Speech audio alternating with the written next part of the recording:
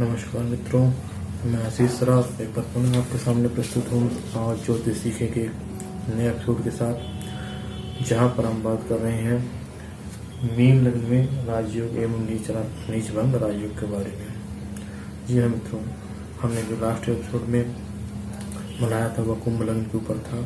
काफ़ी दिनों के बाद, समय की अति व्यस्तता के बाद, समय न मिलने के बाद की वजह से जो है इस श्रृंखला में हम नया एपिसोड नहीं बना पाए, किंतु आज जो है हम एक नए एपिसोड के सामने आए हैं, जहाँ पर हम चर्चा करेंगे मीन लग्न में राजयोग एवं नीच भंग राजयोग के बारे में।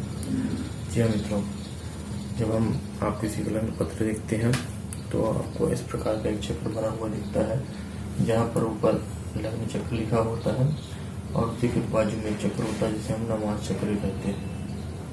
मित्रों, लग्न चक्र में जो प्रथम भाव होता है जिसे हम लग्न भाव कहते हैं, यहाँ पर अगर 12वें नंबर की राशि बैठी हुई है, इसका मतलब है कि ये लग्न मीन राशि बैठी हुई है और इसको हम मीन लग्न बोलेंगे मित्रों। अब हम चूंकि यहाँ पर चर्चा कर रहे हैं राजयोग के बारे में, तो जैसा कि समान सी बात है कि राजयोग जो वर्ड है वो अपने आप में एक बड़ा ही एडवेंचरस और एक कौतूहल वाला वर्ड है कि राजयोग। राजयोग का मतलब होता है मित्रों राजा तुल्य योग या राजा तुल्य जीवन बिताने, जो व्यक्ति जीवन व्यतीत करे उसे राजयोग कहते हैं। तो कुंडली में मित्रों किन ग्रहों से जो है राजयोग का सृजन होता है, किन योगों की वजह से, किन ग्रह योगों की वजह से जो है व्यक्ति का जो जीवन एक राजा तुल्य होता है, उसके पास अधिकार, सत्ता, संपत्ता और धन वगैरह सब कुछ होता है, इसी की हम चर्चा करेंगे। क्योंकि आज हम मीन लग्न के बारे में बताने वाले हैं, इसलिए हम मीन लग्न में राजयोग की चर्चा करेंगे मित्रों। जी हाँ, क्योंकि राजयोग तो मित्रों कई प्रकार के होते हैं, जैसे कि मैंने अपने पहले के एपिसोडों में बताया हुआ है, लेकिन हम जो बात कर रहे हैं वह स्वभुज बल से निर्मित राजयोग की बात करते हैं, जहाँ पर व्यक्ति अपने कर्मों के हिसाब से अपने आप को जीवन में ऊंचा उठ जाता है, पद सत्ता प्राप्ति करता है। तो ऐसे कौन से ग्रह योग हैं जिससे वह व्यक्ति अपने जीवन में कर्मों के बल पर एक राजा तुल्य ऐश्वर्य, धन, वैभव, संपत्ति, संपन्नता प्राप्त करता है, अधिकार सत्ता प्राप्त करता है। तो आज हम मीन लग्न के बारे में बताएंगे। तो यहाँ पर देखिए मीन लग्न के जो अधिपति होता है गुरु ग्रह होता है मित्रों। जब हम किसी भी जन्मपत्र को देखते हैं तो सर्वप्रथम हमें जो है ना लग्नेश की स्थिति को देखना चाहिए मित्रों। जी हाँ, क्योंकि अगर लग्नेश जो हमारा स्वयं का शरीर भाव होता है, शरीर का स्वामी होता है, अगर वह अच्छा न हो, कुंडली में जन्म पत्रिका में उसकी स्थिति अच्छी न हो, तो विभिन्न ग्रहों के योगों को होने के बावजूद भी उसका कोई फल नहीं होता, वह निष्फल ही कहलाता है। तो सर्वप्रथम हमें यहाँ पर लग्न बैठे हुए ग्रह की, गुरु ग्रह की ऊपर दृष्टि डाल रहे अन्य पापी और शुभ ग्रहों की दृष्टियों को देख लेना चाहिए कि लग्न कहीं किसी प्रकार से कुपित या दूषित तो नहीं है। उसके पश्चात हमें लग्नाधिपति की स्थिति नवमांश कुंडली नवमांश चक्र में जाकर देख लेना चाहिए कि उसकी स्थिति कैसी है। अगर लग्न और लग्नाधिपति की स्थिति जन्मपत्री में और नवमांश में चक्र में जो है अच्छी है, तो हमको आगे विभिन्न ग्रहों योगों को देखने के लिए आगे बढ़ना चाहिए। अब हम बात करते हैं चूंकि राजयोग में, तो राजयोग मित्र जो है जो कर्म और भाग्य के दम पर बनता है, कर्म में ही व्यक्ति सफल हो जाते हैं वही। तो यहाँ पर हम दो भावों को विशेष महत्व देते हैं, जो कि हमारा दसम भाव है और यहाँ पर नवम भाव। यहाँ पर दसम भाव के जो अधिपति ग्रह है वह है बुध ग्रह है, और जो है नवम भाव के अधिपति ग्रह चंद्रमा ग्रह है। तो कुंडली में विशेष तौर पर मित्रों जो शुभ जो भाव माने गए वो केंद्र त्रिकोण माने गए। केंद्र में है आपका पहला, चौथा, सातवां, 10वां, इन्हें हम केंद्र कहते हैं। त्रिकोण पहला, 5वां और 9वां, इनको हम त्रिकोण कहते हैं।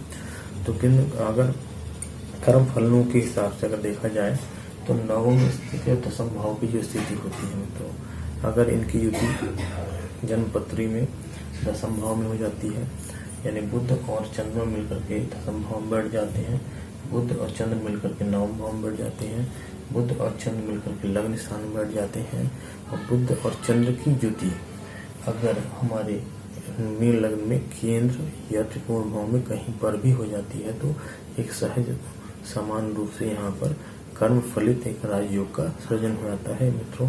इसका मतलब कि जिस भी व्यक्ति में ऐसी युति होगी, कुंडली जन्मपत्री में ऐसे योगों की युति होगी, तो वह व्यक्ति के जीवन में वह व्यक्ति राजयोगी व्यक्ति होगा, अपने कर्म पे, अपने कुछ फल पे हुआ एक राजा तुल्य ऐश्वर्य को प्राप्त करता है। इसके पश्चात हम बात करते हैं मित्रों कि कुंडली में 9वें स्थान के स्वामी और 10वें स्थान के स्वामी, ये तो एक समान रूप से हो गया। इनकी स्थिति जन्मपत्री में अगर अपने उच्च राशि में हो जाती है, इनकी स्वराशि में हो जाती है, ठीक है मित्रों, तो भी उस कंडीशन में भी मीन लगने वालों के जातकों में और राजयोग का सहज सर्जन हो जाता है। इसके पश्चात मित्रों बात करते हैं कि हमें इन सबके इतर राजयोग के प्रबलता की अगर हम बात करें, उसके बलाबल की बात करें, तो उसको भी देखना जरूरी है कि हम जन्मपत्री में देखते हैं कि कितने ग्रह जो है मीन लगने में केंद्र और त्रिकोण के ग्रह, ध्यान रखिएगा मित्रों, केंद्र या मुख्यतः केंद्र और त्रिकोण के ग्रह जो होते हैं वह ही व्यक्ति कुंडली में राजयोग बनाते हैं। तो वह कौन कौन से ग्रह अपने उच्च राशि में है, अपनी स्वराशि में है, इस चीज का विशेष ध्यान रखिए। साथ में मित्रों इसके पश्चात इन ग्रहों की स्थिति, नवमेश बुध और चंद्र की स्थिति या जो भी ग्रह जन्मपत्री में उच्च स्थान में स्वराशि में हो, उसकी स्थिति को हमारे नवमांश चक्र में भी देखते हैं। नवमांश चक्र मित्रों बहुत ही महत्वपूर्ण चक्र होता है कुंडली में। कई मर्तबा बहुत सारे योग को हम जन्मपत्री के लग्न चक्र में तो देख लेते हैं, ग्रहों की स्थिति को अच्छा है, किंतु नवमांश चक्र में हम उनको नहीं देखते। उसका फल यह होता है मित्रों कि हमारी जो प्रेडिक्शन होगा किसी व्यक्ति विशेष के बारे में गलत हो जाती है मित्रों, क्योंकि नवमांश चक्र ही एक सोर्स है। अगर हम इसको टीवी कर सकते हैं, अगर जन्मपत्री अगर हमारा एक टीवी सेट है, तो नवमांश चक्र को हम जो है एक सिग्नल कह सकते हैं। तो टीवी सेट तो अच्छा है मित्रों, लेकिन अगर सिग्नल अच्छा नहीं है तो पिक्चर अच्छी नहीं चलेगी। इसलिए ग्रहों की स्थिति को नवमांश चक्र में भी देखना अति आवश्यक है। इन दोनों ही चक्रों में अगर कोई भी ग्रह व्यक्ति यहाँ जन्मपत्री में स्वराशि या उच्च राशि को हो जाता है, वह अपने नवमांश चक्र में स्वनवांश, मित्र नवांश या उच्च नवांश में चला जाता है, तो उस ग्रह की बलाबल जो है वो अति बढ़ जाता है और वह व्यक्ति को अपने पूरे जीवन काल में अच्छा फल देने के लिए बहुत ही अच्छा शुभ ग्रह माना जाता है मित्रों। तो नवमांश चक्र में भी ग्रहों को देख लेना अति आवश्यक है। इसके पश्चात हम बात करेंगे मित्रों नीच भंग राजयोग के बारे में। मित्रों नीच भंग राजयोग क्या होता है मित्रों कि जब हमारी जन्मपत्री में सपोज हम बात करते हैं मीन लग्न में ही गुरु की स्थिति की बात करते हैं, गुरु ग्रह चूंकि यहाँ पर लग्नेश है और गुरु ग्रह अपनी जो नीच राशि होती है वह कन्या राशि में नीच हो जाते हैं। गुरु ग्रह आपका यहाँ कन्या राशि में बैठे हो तो नीचे नहीं जाएंगे, तो उसमें हम कहते हैं नीच भंग। नीचत्व जो होता है भंग हो जाता है, नीचे हो जाता है ग्रह। किंतु अगर इसी राशि में बुध अपनी उच्च राशि कहलाती है और स्वयं बैठ जाती है, दो कंडीशन होती हैं। इस राशि के अधिपति यानी कन्या राशि के अधिपति बुध अपनी स्वराशि में बैठ जाते हैं, तो ऐसी कंडीशन में गुरु का नीचत्व भंग हो जाता है और फिर वहां से एक राजयोग का सृजन होता है।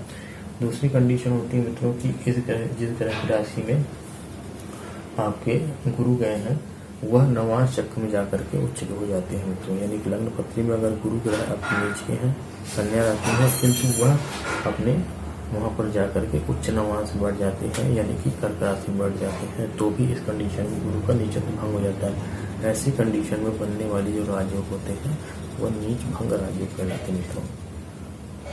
अब हम बात करेंगे मीन लग्न में कुछ राजयोग बनाने वाले ग्रहों के बारे में।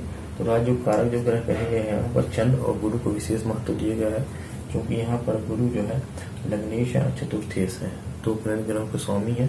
चंद्रमा जो है यहाँ पर आपके 9 भाव के स्वामी है। तो इनकी अगर युति कहीं पर भी मीन लग्न में होती है, केंद्र या त्रिकोण भावों में कहीं पर भी, तो वह एक प्रबल राजयोग का सृजन करता है। तो उसको हमने पहले बताया कि गुरु और चंद्र मिलकर के युति होती है, तो उसको एक हमारी ज्योतिषी भाषा में गजकेसरी नाम का योग कहा जाता है, जो कि मीन लग्न में पूर्णतः है जो है फलित होता है। क्योंकि यहाँ गुरु और चंद्र ग्रह जो होता है वो राजयोग कारक ग्रह माने गए हैं, तो इनकी युति विशेष रूप से केंद्र भाव में, दसम भाव में, चतुर्थ भाव में, पंचम भाव में, नवम भाव में और सप्तम भाव में अगर कहीं पर भी होती है तो एक बहुत ही प्रबल राजयोग का सृजन हो जाता है। तो इसके बाद हम बात करते हैं सफल या शुभ योगों की बात करें। तो मीन लग्न में तो सफल या शुभ कौन कौन से ग्रहों की युति हो जाएगी? मंगल और गुरु। मंगल और गुरु की युति अगर यहाँ पर होती है केंद्र त्रिकोण भाव में या गुरु और या मंगल के स्वभाव में, तो वह अच्छा एक सफल योग माना जाता है।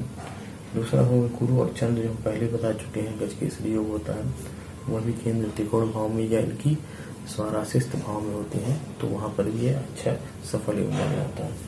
इसके बाद बात करेंगे निष्फल योगों की। यहाँ पर मंगल और बुध की युति को जो है निष्फल माना गया है, जबकि यहाँ पर बुध दशमेश होते हैं और मंगल पंचमेश होते हैं।